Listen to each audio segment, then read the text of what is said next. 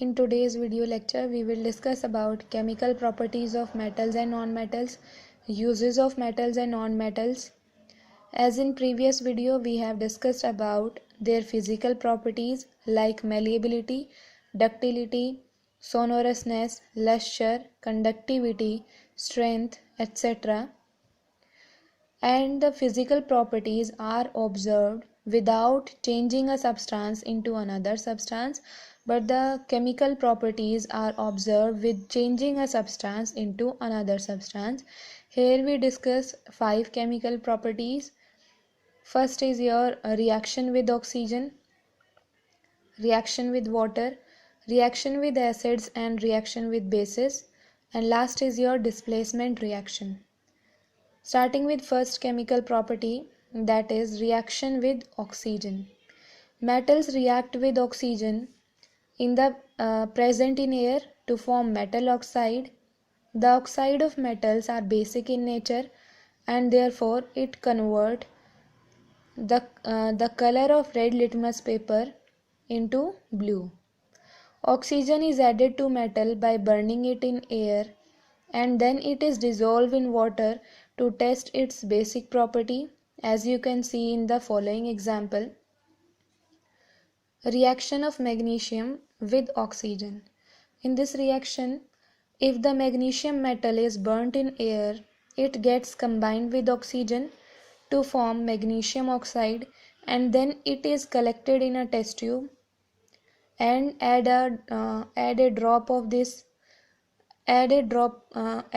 mix it with water and add few drops of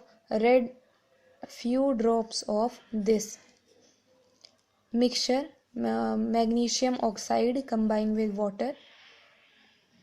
Add a few drop of this mixture on red litmus paper.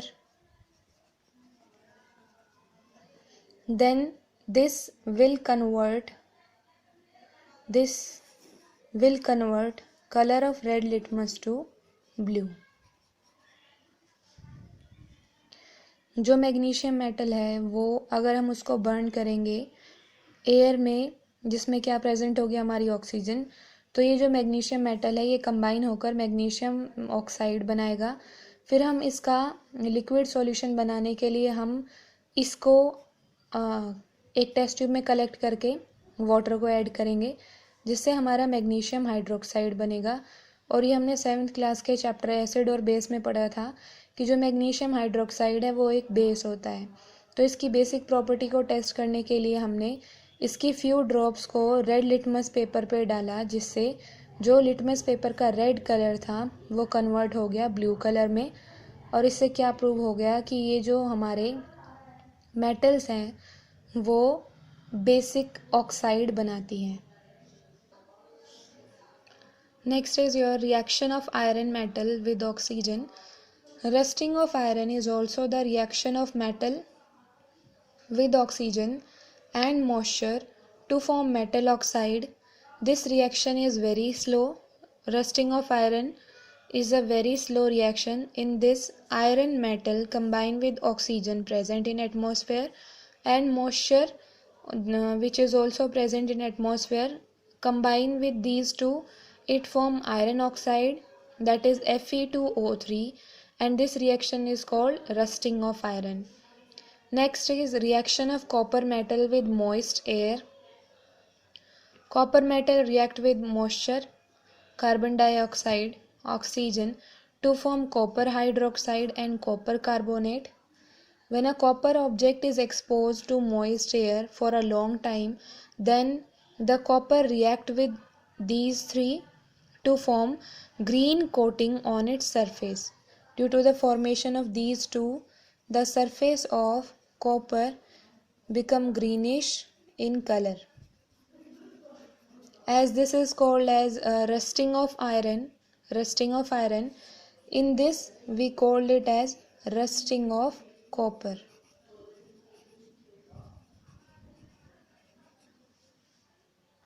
As metal react with oxygen to form metal oxide, also non-metals react with oxygen to form non-metal oxide. as the reaction shows non-metals combine with oxygen from air to form non-metal oxide. But the difference between these two is metal form basic oxide and non-metal form acidic oxide. As basic oxide convert red litmus paper to blue, these acidic oxide convert blue litmus to red. Example of this type of reaction is reaction of sulfur non-metal with oxygen. Sulfur plus oxygen combine to form sulfur dioxide. When sulfur non-metal is burnt in oxygen in air, then the sulfur get combined with oxygen to form sulfur dioxide, and then the burnt sulfur dioxide is dissolved in water to form sulfurous acid.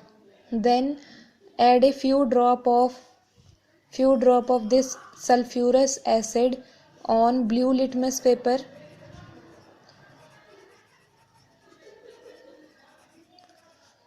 It will convert the color of blue litmus paper to red.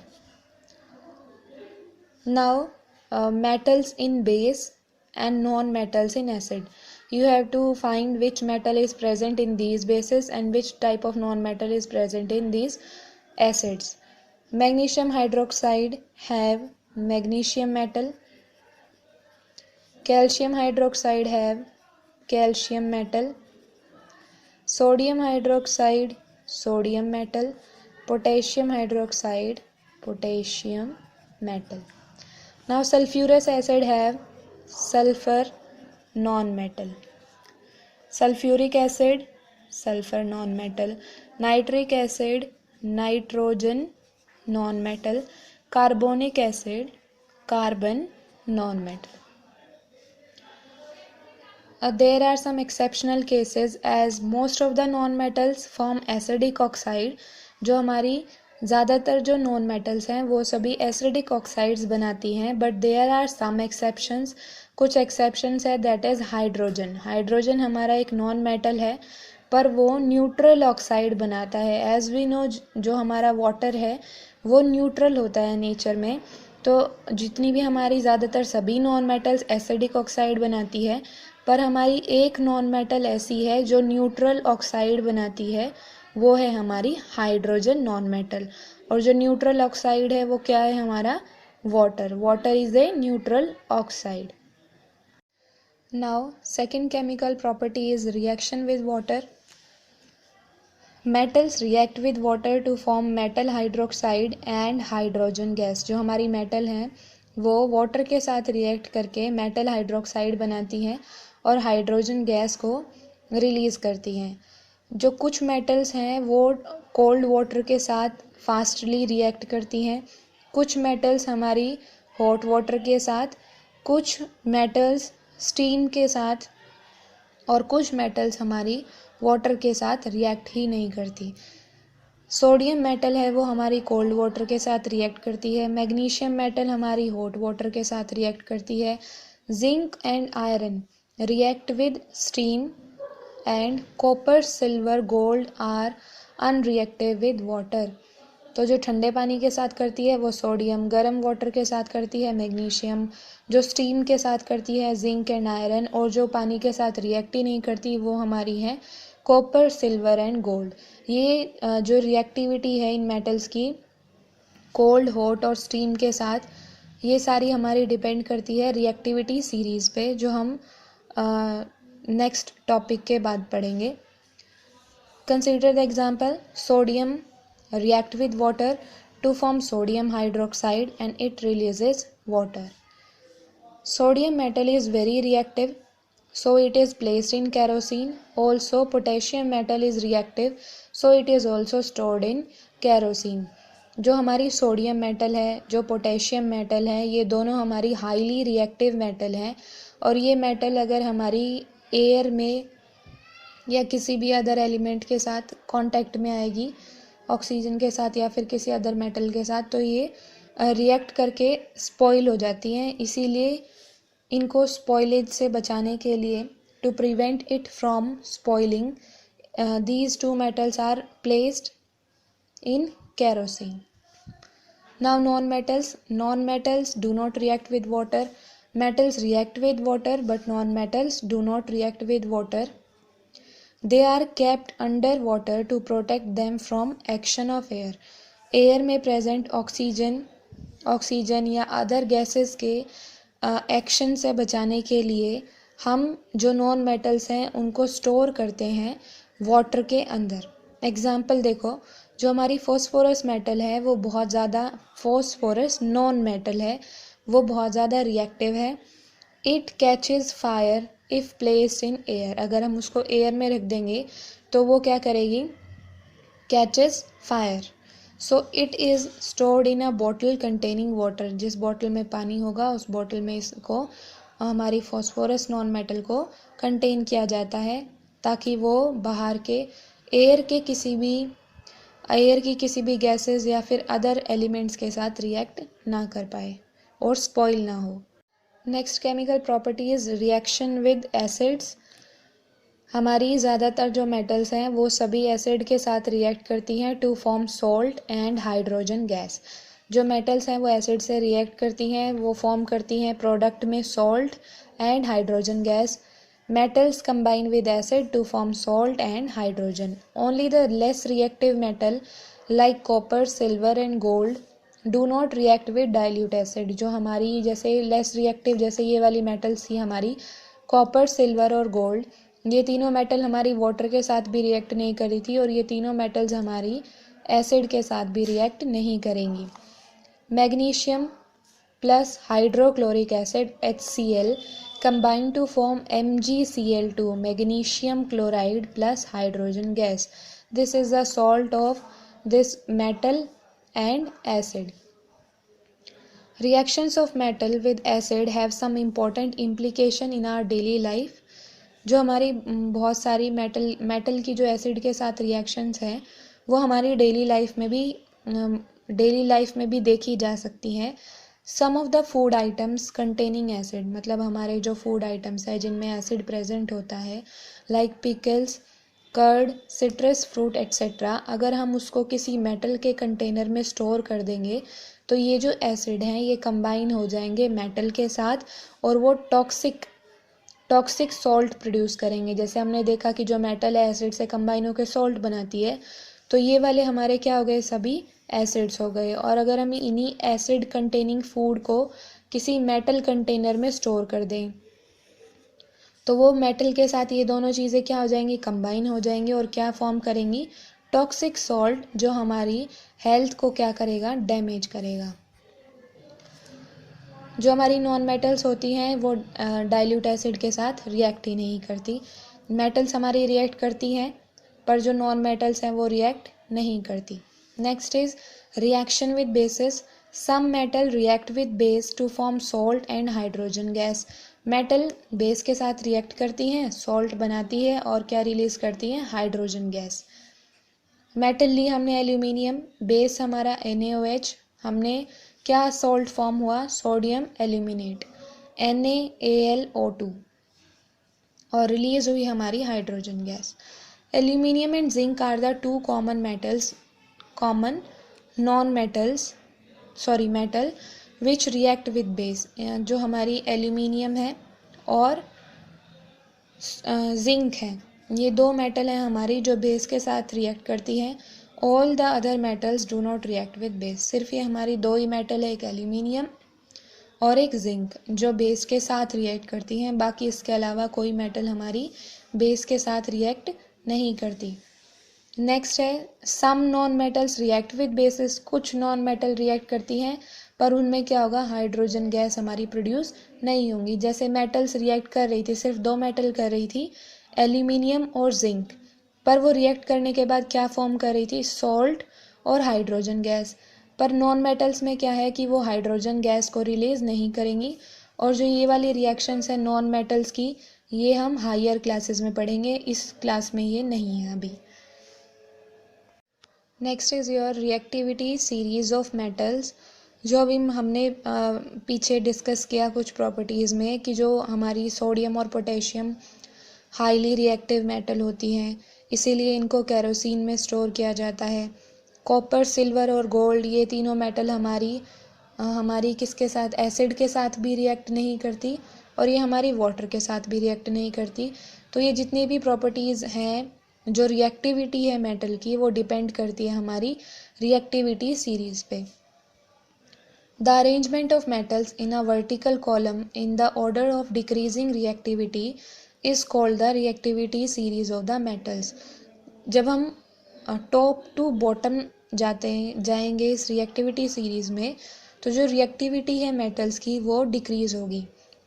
तो जो सबसे ऊपर और सबसे ज़्यादा reactive metal है वो है हमारी पोटेशियम, उसके बाद sodium, calcium, magnesium, aluminium, zinc, iron, lead, copper, silver, gold. जो हमारी सबसे लीस्ट रिएक्टिव मेटल है वो है हमारी gold. Gold is a very less reactive, least reactive metal. अगर हम ऐसे देखें कि अगर पूछें कि कैल्शियम और सोडियम में सबसे ज़्यादा कौन रिएक्टिव होगा, तो सोडियम सबसे ज़्यादा रिएक्टिव होगा। Magnesium is more reactive than iron, zinc is more reactive than iron. तो हम टॉप टू बॉटम जाएंगे तो जो रिएक्टिविटी सीरीज़ में जो मेटल की रिएक्टिविटी है वो डिक्रीज़ होगी। इसी के अकॉर्डिंग नेक्स्ट है हमारी डिस्प्लेसमेंट रिएक्शन। देखो, डिस्प्लेसमेंट रिएक्शन में क्या होगा, एक मेटल दूसरी मेटल को डिस्प्लेस कर देगी। मतलब एक मेटल है वो दूसरी मेटल की स्पेस ले लेगी और वो मेटल वहाँ से निकल जाएगी। देखो, जो ज़्यादा रिएक्टिव मेटल होगी वो कम रिएक्टिव मेटल को डिस्प्लेस करेगी। A more reactive metal displace a less reactive metal from its salt solution. मतलब क्या कि एक रिएक्शन जिसमें हम एक मेटल लेंगे, एक मेटल होगी हमारे पास और जो दूसरी मेटल होगी उसका सॉल्यूशन होगा, उसका सॉल्ट सॉल्यूशन होगा। जैसे अब हम इसमें से देखते हैं कि जो सोडियम मेटल है वो कैल्शियम को इजीली डिस्प्लेस कर देगी, जो जिंक मेटल है वो आयरन को इजीली डिस्प्लेस कर देगी। रीज़न क्या है कि जो ज़्यादा रिएक्टिव मेटल होती हैं वो कम रिएक्टिव मेटल को ईजीली डिस्प्लेस कर देती हैं। एग्जाम्पल देखो, reaction of iron metal with copper sulphate solution. ये हमारा कॉपर सल्फेट सॉल्यूशन है और ये है हमारा आयरन। अब इसमें रिएक्टिविटी सीरीज़ में देखते हैं कि जो आयरन है वो ज़्यादा रिएक्टिव है या फिर कॉपर। तो हम टॉप टू बॉटम जाते हैं तो रिएक्टिविटी क्या होती है, डिक्रीज होती है। तो देखो, आयरन ये है और कॉपर ये है, तो आयरन और कॉपर में से ज़्यादा रिएक्टिव कौन हुआ, iron is more reactive than copper. क्योंकि डाउन डाउन जाते हैं तो क्या होती है, जो हमारी रिएक्टिविटी है वो डिक्रीज होती है। तो जो हमारी ज़्यादा रिएक्टिव मेटल कौन सी हुई, आयरन। और कॉपर क्या हो गई, हमारी लेस रिएक्टिव मेटल हो गई। तो आयरन किसको डिस्प्लेस कर देगा इजीली, कॉपर को, उसके सोल्ट सॉल्यूशन में से। तो आयरन ने क्या किया, कॉपर को डिस्प्लेस कर दिया, कॉपर यहाँ से निकल गया और क्या कंबाइन होके क्या बन गया, FeSO4 plus copper, iron sulphate plus copper. Next देखो, reaction of zinc metal with copper sulphate solution. अब हमारे पास मेटल कौन कौन सी हैं, एक है जिंक और दूसरी मेटल है हमारी कॉपर। तो अब हम देखते हैं कि जिंक यहाँ पर है और कॉपर हमारी यहाँ पर है। तो अब इन दोनों में से ज़्यादा रिएक्टिव कौन होगा, नीचे जाते जाते तो रिएक्टिविटी डिक्रीज हो जाएगी, तो ज़्यादा रिएक्टिव कौन होगा, जिंक और कॉपर में से जिंक ज़्यादा रिएक्टिव होगा और कॉपर कम रिएक्टिव होगी। तो इससे क्या होगा कि जो जिंक मेटल है वो इजीली कॉपर को डिस्प्लेस करेगी और कॉपर यहाँ से निकल जाएगा। तो क्या बनेगा हमारे पास, जिंक सल्फेट प्लस कॉपर। पर अगर हम इसी रिएक्शन को अगर रिवर्स करके देखें कि अगर हम ऐसे ले लेते हैं, मान लो कि अगर हमने लिया ZnSO4 प्लस कॉपर, तो क्या प्रोडक्ट बनेगा। अब देखो, जिंक हमारी ज़्यादा रिएक्टिव है, कॉपर हमारा कम रिएक्टिव है। Zinc is more reactive than copper. तो क्या कॉपर जिंक को डिस्प्लेस कर पाएगा, नहीं, क्योंकि जो कॉपर है उसकी रिएक्टिविटी क्या है, कम। तो इसीलिए इस रिएक्शन का कोई प्रोडक्ट नहीं बनेगा और हम इसमें क्या लिखेंगे, no displacement reaction. Next is reaction of zinc metal with iron sulphate solution. अब हमारे पास मेटल कौन कौन सी है, आयरन और हमारे पास है जिंक। तो अब इसकी रिएक्टिविटी देखते हैं। जिंक ये रहा और आयरन हमारा ये रहा। देखने में तो ये दोनों बिल्कुल इक्वल लग रहे हैं, पर जो हमारी जिंक है उसकी रिएक्टिविटी क्या होगी, आयरन से ज़्यादा होगी। अगर जिंक की रिएक्टिविटी आयरन से ज़्यादा है तो आयरन को कौन डिस्प्लेस करेगा, iron less reactive, zinc more reactive. तो इसमें जो ज़्यादा रिएक्टिव होती है वो लेस को डिस्प्लेस कर देता है, तो जिंक किसको डिस्प्लेस करेगा, आयरन को, और आयरन यहाँ से निकल जाएगा। तो क्या बनेगा हमारे पास ZnSO4 जिंक सल्फेट और आयरन। अगर इसको भी वैसे ही करके देखें, अगर हमने ले रखा है ZnSO4 लिया है और साथ में ले लिया आयरन, तो क्या ये रिएक्शन होगी, नहीं होगी, क्योंकि जिंक की रिएक्टिविटी आयरन से ज़्यादा है तो आयरन इसको डिस्प्लेस नहीं कर पाएगा। तो ये क्या होगी हमारी no displacement reaction. Non metals के केस में क्या होगा, a more reactive non metal displace a less reactive non metal. जैसा मेटल के केस में था कि एक ज़्यादा रिएक्टिव मेटल कम रिएक्टिव मेटल को डिस्प्लेस कर सकती है उसके सॉल्ट सॉल्यूशन में से, ऐसे ही नॉन मेटल के केस में क्या है, एक ज़्यादा रिएक्टिव नॉन मेटल एक कम रिएक्टिव नॉन मेटल को ईजिली डिस्प्लेस कर सकती है उसके सॉल्ट सॉल्यूशन में से। Question, Saloni took a piece of burning charcoal and collected the gas evolved in a test tube. Question है, how will she find the nature of the gas, कि वो gas हमारी मेटल है non metal है, किस metal से बनी है, उसका नेचर एसिडिक है या बेसिक है। Write down word equation of all the reactions taking place in this process. इस प्रोसेस में जो भी हमारी रिएक्शन हुई है उसको इक्वेशन की फॉर्म में लिखना है। फर्स्टली सलोनी ने क्या किया कि एक पीस ऑफ बर्निंग चारकोल लिया और जो गैस इवॉल्व हुई उसको टेस्ट ट्यूब में कलेक्ट कर लिया। जब उसने, जो हमारा चारकोल होता है वो कार्बन की एक फॉर्म है, कार्बन की फॉर्म होती है। सबसे पहले उसने इस चारकोल को बर्न किया। जब उसने इस चारकोल को बर्न किया होगा तो उसमें क्या कंबाइन हो गई होगी, ऑक्सीजन कंबाइन हो गई होगी। अगर ये हमारी कार्बन का एक फॉर्म है तो कार्बन से क्या कंबाइन हुई होगी, ऑक्सीजन, और कार्बन प्लस ऑक्सीजन कंबाइन होकर क्या फॉर्म करते हैं, कार्बन डाइऑक्साइड। उसने उसको एक टेस्ट ट्यूब में कलेक्ट कर लिया। फिर हमने क्या किया, उस कार्बन डाइऑक्साइड के अंदर हमने क्या ऐड किया, वाटर, ताकि हम उसको गैस को इजीली डिज़ोल्व कर पाएँ। जब हमने उस गैस को इजीली डिज़ोल्व कर लिया वाटर के अंदर, तो अब हम उसको क्या कर सकते हैं, जो टेस्ट ट्यूब के अंदर जो हमारा सॉल्यूशन बना उसमें से कुछ ड्रॉप निकाल के हम दोनों लिटमस पेपर पे डालेंगे, ब्लू लिटमस पेपर पे भी और रेड लिटमस पेपर पे भी। तो हमारी जो ये गैस ने, ये कार्बन था, इसने जो बनाया होगा डिज़ोल्व सॉल्यूशन, अगर वो ब्लू लिटमस पेपर को रेड में कन्वर्ट कर देता है तो ये हमारी क्या हो जाएगी, अगर वो ब्लू को रेड में कन्वर्ट कर देता है तो ये एसिडिक ऑक्साइड हो जाएगा, और अगर वो रेड को ब्लू में कन्वर्ट कर देता है तो वो हमारी बेसिक ऑक्साइड हो जाएगी। तो सबसे पहले वर्ड इक्वेशन में क्या लिखेंगे कि सबसे पहले उसने कार्बन को ऑक्सीजन की प्रेजेंस में बर्न किया, जो ये लिखा हुआ है, Saloni took a piece of burning charcoal. तो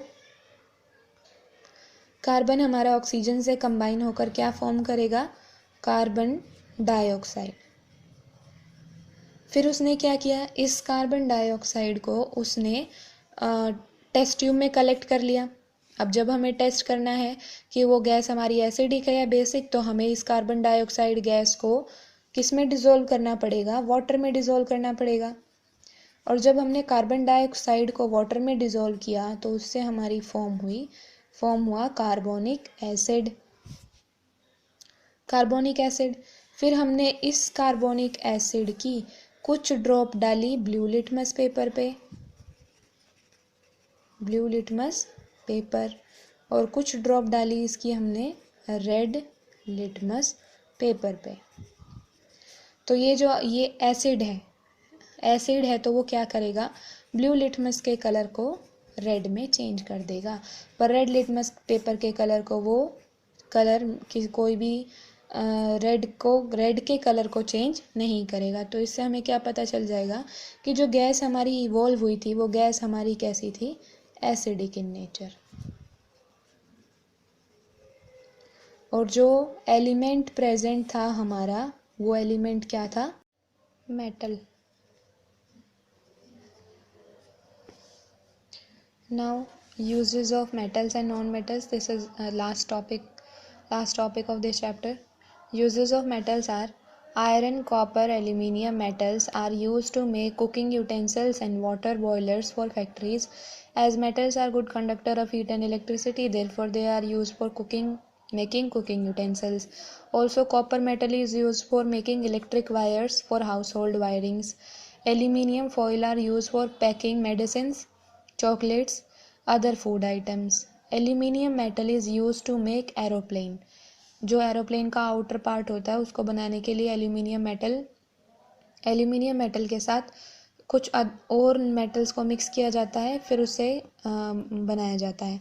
iron metal is use to make nails, screws, nut bolts, pipes, railway line building, railway trains, vehicles etcetera. Zinc metal is use for galvanising iron to protect it from rusting से बचाने के लिए जो corrosion हो जाता है iron का by reacting with oxygen and moisture present in air, it form Fe2O3। तो to protect it from rusting, जो जिंक मेटल है गैल्वेनाइजिंग प्रोसेस करके जिंक मेटल की एक लेयर आयरन के सरफेस के ऊपर लगा दी जाती है। तो जिंक मेटल को गैल्वेनाइजिंग के लिए यूज़ करते हैं आयरन की। Silver and gold metals are use to make jewellery due to its physical property lustre. Mercury metal is used in thermometers. जो मरकरी मेटल है वो हमारी थर्मोमीटर में यूज़ की जाती है, क्योंकि जो mercury is the only metal which is liquid in nature.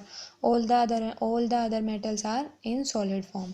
Uses of non-metals are oxygen is a non-metal which is used by plants and animals, and also it is used for burning fuels. Burning of fuels is called as combustion process. Oxygen help in combustion of fuel. Nitrogen is used in making fertilizers to increase the growth of plants, also used in food packaging. To prevent the spoilage of food, the nitrogen gas is used in packing of foods, and also as we study in chapter number 1, crop production and management, nitrogen is used to make fertilizers. Chlorine is used for water purification, that is chlorination. By doing chlorination, the water is easily get purified. Iodine is used to make purple colored solution called tincture iodine. जो iodine है उससे एक solution बनाया जाता है purple colour का जिसका नाम होता है टिंक्चर आयोडीन, और उसको हम एज अ एंटीसेप्टिक यूज़ करते हैं। जो हमें कट्स और वाउंड्स, जो हमारे घाव होते हैं या फिर कहीं कट लग जाता है तो उसके ऊपर एंटीसेप्टिक की तरह हम आयोडीन का यूज़ करते हैं।